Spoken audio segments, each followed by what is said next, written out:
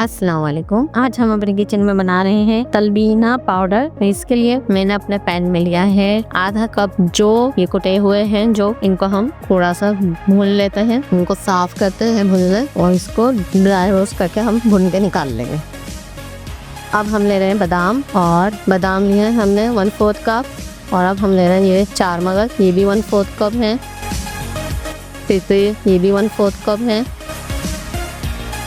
वो सब को भी हम थोड़ा भून लेंगे और इन सबको पाउडर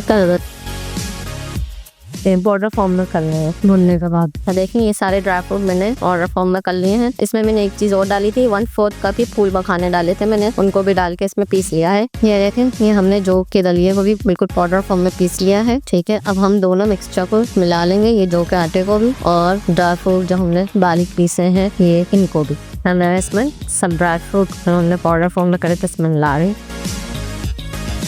और ये हमारा तलबीना पाउडर तैयार हो गया। अब इसी से मैं आपको तलबीना बनाना सिखाऊंगी कि किस तरह बनेगा। इसको अच्छी तरह मिक्स करके आप एयर टाइट कंटेनर में भर के रख लें। यहाँ हमने लिया है 1 लीटर दूध, इसको पका लिया है। अब इसमें हम अपना रेडीमेड तलबीना पाउडर डालेंगे, ठीक है, और उसको साथ साथ मिलाते रहेंगे ताकि गुठलियाँ नहीं बने। आधा कप मेजरिंग कप जो होता है वो वाला आधा कप तलबीना पाउडर डाल दिया है।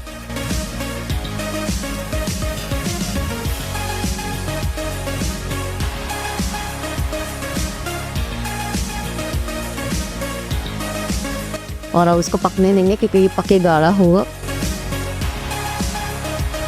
अब मैं इसमें मैंने ऐसी वाली 10 खजूरें ली थी, उनको मैंने थोड़ा सा पानी डाल के पेस्ट बना लिया है, और वो अब मैं इसमें ऐड करूँगी। 10 अदद खजूरें थी, आप चाहें तो शहद भी ऐड कर सकते हैं, पक के गाढ़ा होता जा रहा है।